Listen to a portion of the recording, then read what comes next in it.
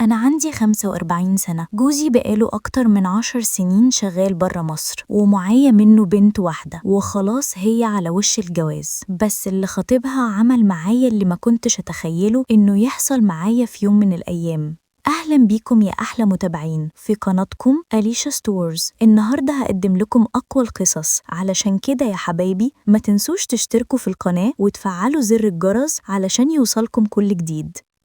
وبتحكي صاحبة القصة بتقول: أنا عايشة أنا وبنتي لوحدنا من ساعة ما جوزي سافر برا مصر. هو كان شغال هنا في مصر بشركة كبيرة قوي وليها فروع في دول عربية كتير، وعرضوا عليه إن هو يسافر مقابل مرتب أعلى بكتير من اللي هو بياخده هنا في مصر. فجوزي وافق على طول، مع إن أنا كنت في الأول معترضة، بس قالي علشان نأمن مستقبلك ومستقبل بنتنا، وهم 2 سنين بس وهرجع. وللأسف السنتين دولت بقوا 10 سنين، وبنتي دلوقتي في آخر سنة في الجامعة وخلاص هي قربت تخلص. ولقيتها في يوم بتقولي: يا ماما أنا عاوزة أقولك على حاجة. قلت لها: خير يا حبيبتي، في إيه؟ قالت لي: في واحد زميلي في الكلية عاوز يتقدم لي. قلت لها: ماله يا حبيبتي، شرف، بس أنا هكلم أبوكي الأول وهقوله.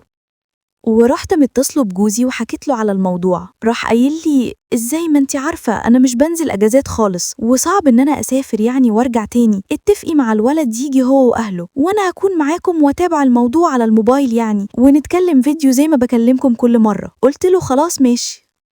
واتفقنا على الميعاد، والشاب جه وأمه وأبوه، وكانوا ناس في قمة الاحترام والأدب، وقرينا الفاتحة واتفقنا على خطوبة لمدة 2 سنين بحيث يكونوا خلصوا دراستهم وشافوا الشقة بتاعتهم.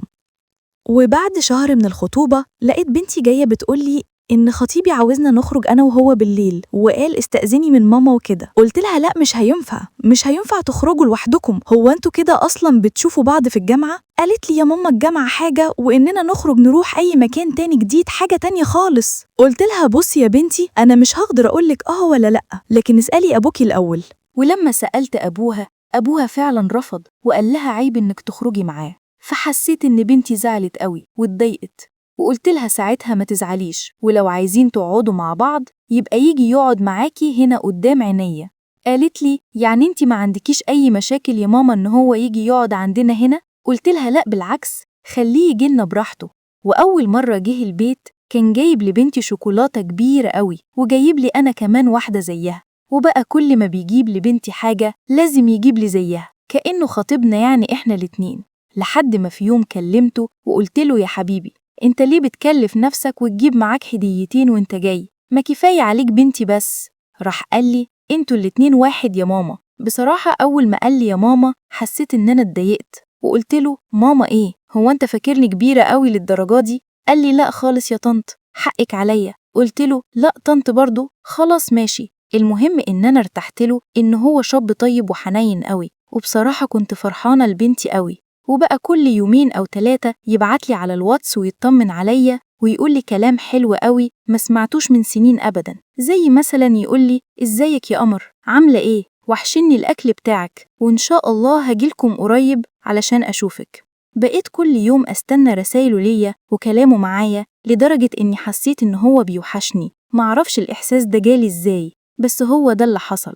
وبقى لما يجي عندنا وأفتح له باب الشقة وبنتي تكون بتعمل حاجة في أوضتها، أسلم عليه وأقرب منه علشان أحضنه. ولاحظت إن هو كمان بقى بيحب يعمل كده، لحد ما في مرة كنت بكلمه على الواتس قال لي حاجة كده ضايقتني قوي. قال لي: تعرفي أنا لما باجي عندكم وبتسلمي عليا وبتاخديني في حضنك بحس بإيه؟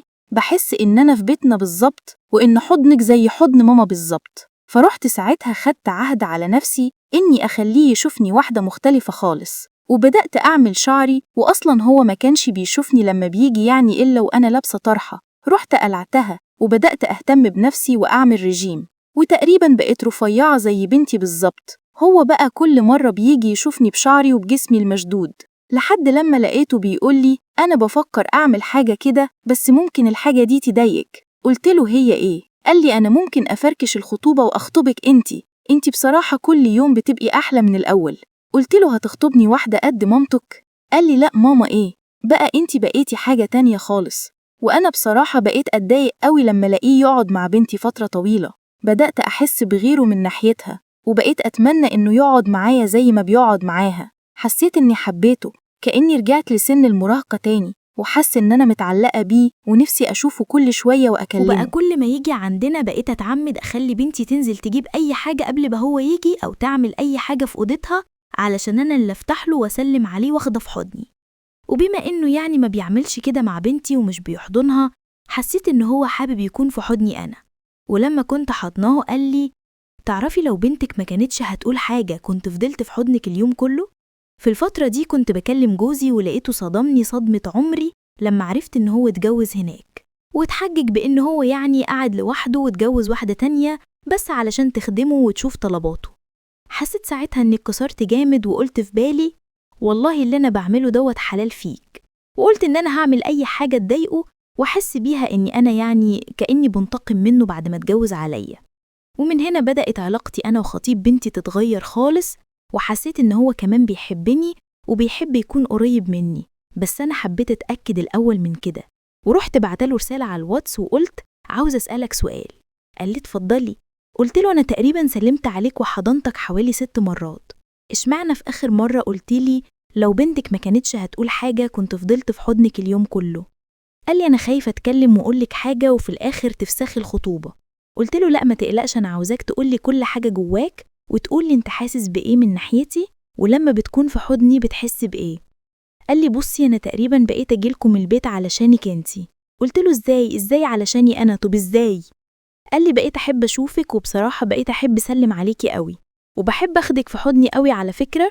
ولما قلتلك المرة اللي فاتت إن نفسي أكون في حضنك اليوم كله كان بجد، وكنت فعلا بتمنى كده من جمال الإحساس اللي أنا كنت بحسه معاكي، وبقيت أحس إن أنتي بتوحشيني قوي. قلت له: طب إزاي بتوحشني وأنت خاطب ومعاك واحدة؟ قال لي: أنا خايفة أتكلم تفهميني غلط. قلت له: لا اتكلم، أنا مش هفهمك غلط ولا حاجة. قال لي: أنا شاب زي ما أنتي عارفة، ولما بكون معاكي بحس إن أنا عاوز أخدك في حضني ومش هوضح أكتر من كده. وهو بيقول لي الكلام ده أنا قلبي كان بيدق جامد قوي وما كنتش مصدقة إنه فعلا حاسس بكل ده من ناحيتي. وقلت له: أنت عارف إن بنتي ما تعرفش إني بسلم عليك بالطريقة دي؟ قال لي: طبعا عارف. قلت له: اوعى تقول لها حاجة أحسن تعمل لي مشكلة ما بيني وما بينها. قال لي: لا طبعا عمري ما هعرفها حاجة زي كده. وفضلت علاقتنا حلوة جدا ببعض لحد ما هو اتجوز بنتي. وبعد أول شهر جواز بنتي بقت حامل، وطلبت مني إني أنا أجي أقعد عندهم علشان أساعد بنتي، وده طبعا علشان الدكتور طلب منها كده إنها ما تعملش أي مجهود خالص وتكون على السرير ومرتاحة طول الوقت. فرحت مجهزة شنطتي وحطيت فيها هدومي علشان هقعد عندهم لحد يعني مطمن على بنتي وتبقى كويسة، وبقيت أروق لها الشقة وأعمل لهم الغدا وكده لحد ما هو يرجع من الشغل.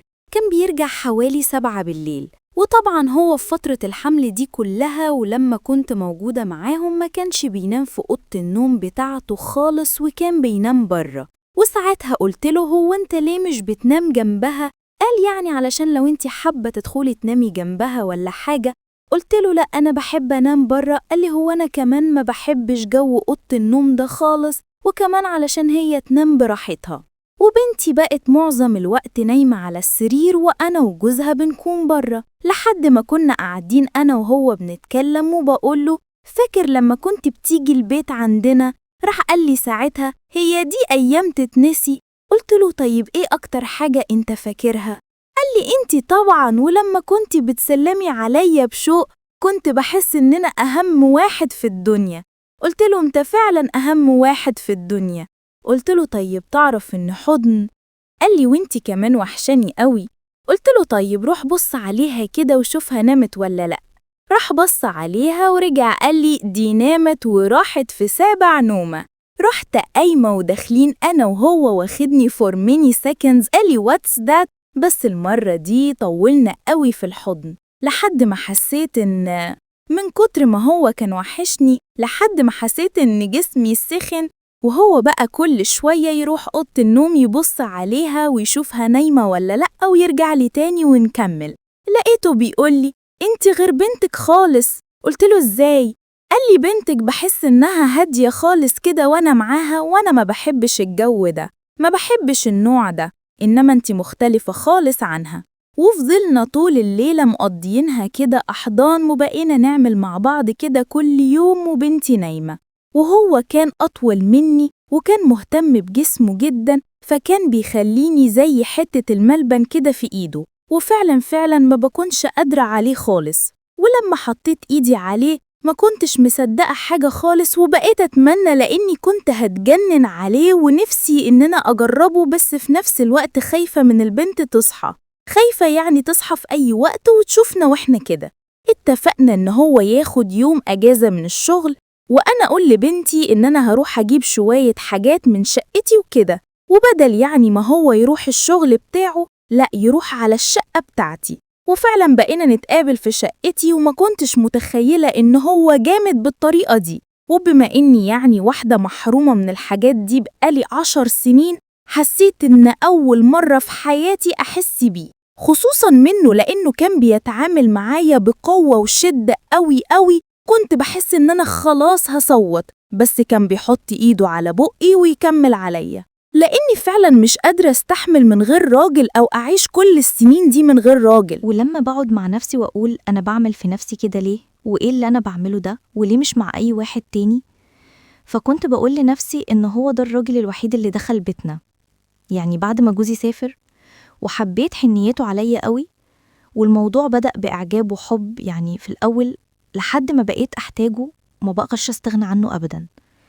أنا في صراع نفسي في الموضوع ده، وبحاول كتير أبطل اللي أنا بعمله، بس بلاقي نفسي غصب عني أنا اللي بطلب إن هو يجي كل مرة، وكل مرة بحس إن هو فعلا وحشني.